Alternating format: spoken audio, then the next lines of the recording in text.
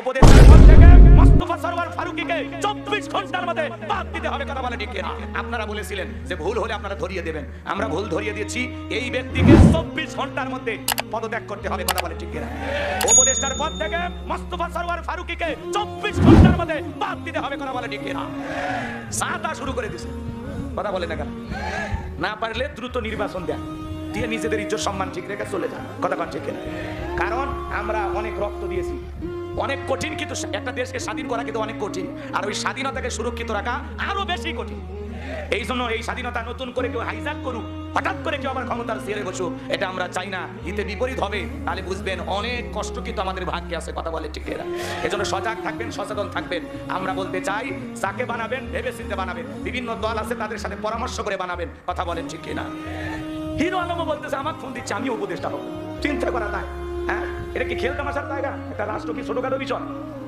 এই রাষ্ট্রের এত বড় দায়িত্বের জায়গায় আপনার যাকে তাকে ইচ্ছা করতেছেন বসতেছেন, যারা শাহবাগী, কথা বলে ঠিক এরা। এই মোস্তফা সরওয়ার ফারুকেরা কি শাহবাগী? এরা আলেম বিদ্বেষী, এরা আলেমদেরকে তেতুল হুজুর বলে। এর সিনেমাতে দাড়ি টুপিকে মানে কুটুক্তি করে নাটক সিনেমা বানানো হয়। তার নাটক সিনেমার মাধ্যমে কিভাবে রং নাম্বারে প্রেম করা যায়, কিভাবে উল্টা পাল্টা মানে যুবক যুবতীদেরকে যৌনতার দিকে, অশ্লীলতার দিকে ধাবিত করা হয়, এমন ব্যক্তিকে আমরা উপদেষ্টা হিসেবে দেখতে চাই না। তারা কার রাজি? দুই হাত তুলে মালিককে দেখা, লিল্লাহে তাকবীর। যুবক, তোমরা ঘুমাইলে চলবে না। যতক্ষণ পর্যন্ত একটা সুষ্ঠু নির্বাচনের মাধ্যমে এদেশের প্রধানমন্ত্রী আমরা নির্বাচিত না করতে পারবো, ততক্ষণ পর্যন্ত রাজপথে থাকা লাগবে। এই যে আজকে রংপুরের ছাত্ররা রাজপথে গাড়ি প্লেক করে, আমি ওই জায়গায় গেছিলাম, আমি চিন্তা করলাম যে নামিয়ে যায় ছাত্রদের সাথে যোগ দেই নাকি। আমার দিনে মাহফিল ছিল, যেন ওদের কাছে আমি যেতে পারলাম না। ছেলেগুলো রাস্তায় শুয়ে থাকে, রংপুরের বৈষম্য বিরোধী ছাত্র আন্দোলনের যুবকেরা রাস্তায় নেমে বলতেছে উত্তরবঙ্গের সাথে কোনো বৈষম্য চলবে না। আপনারা বিভিন্ন জেলা থেকে নিচ্ছেন, তাহলে উত্তরবঙ্গের মানুষ রক্ত দিল, আমাদের ভাই শহীদ আবু সাইদ রক্ত দিয়েছে, উত্তরবঙ্গ থেকে কেন কোনো উপদেষ্টা বানানো হচ্ছে না? তারা আন্দোলন করতেছে। আল্লাহু আকবার বলেন। এই যে খেয়াল করেন, উত্তরবঙ্গের মানুষের রক্ত গরম, আমরা প্রমাণ করেছি। আমাদের ভাই শহীদ আবু সাইদ বন্দুকের নলের সামনে বুক পেতে ধরেছিল আর বলেছিল, বুকের ভিতর তুমুল ঝড়, বুক পেতেছি গুলি কর। আবু সাইদ আমাদের ইতিহাস, কথা বলেন না? আবু সাইদ আমাদের বীর মুক্তিযোদ্ধা, কথা বলে ঠিক কিনা? এই আবু সাইদের কাছ থেকে আমাদের শিক্ষা গ্রহণ করতে হবে। ও বুঝিয়ে দিয়েছে, বাংলাদেশে যখন কোনো জালেম স্বৈরাচারের জন্ম হবে, বুক পেতে বন্দুকের নলের সামনে দাঁড়াও, প্রতিবাদ করো, এরপরেও কোনো জালেমকে আর মেনে নেওয়া হবে না, কথা বলে ঠিক কিনা? ও আমাদেরকে প্রতিবাদের ভাষা কিভাবে করা লাগে প্রতিবাদ শিখিয়ে দিয়ে গেছে, তোকে আঙ্গুল দিয়ে কথা বলে ঠিক কিনা?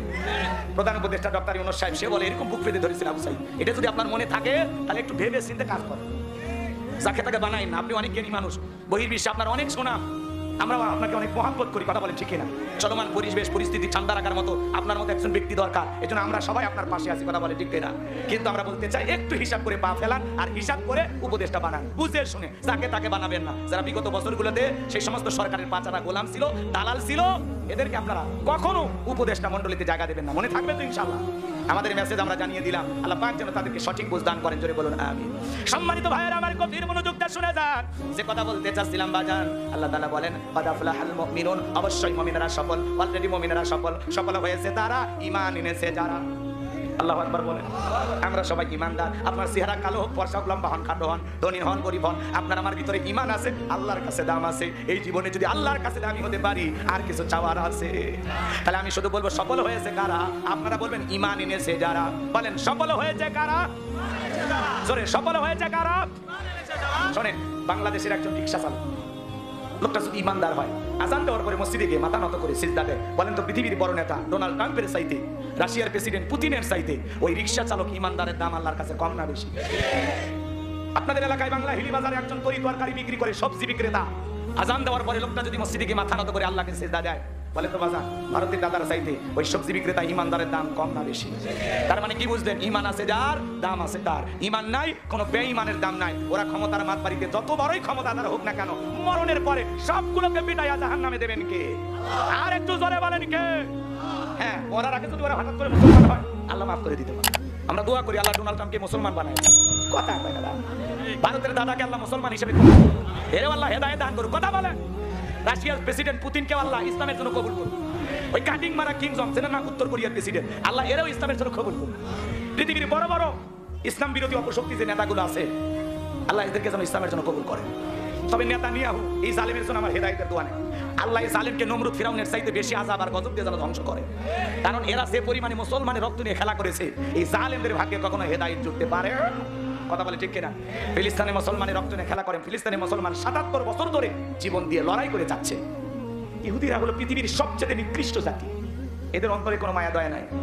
কথা বলে না, এদের হাত থেকে শিশু থেকে বৃদ্ধ পর্যন্ত হাসপাতাল মসজিদ কোনো কিছু রক্ষা পায় না।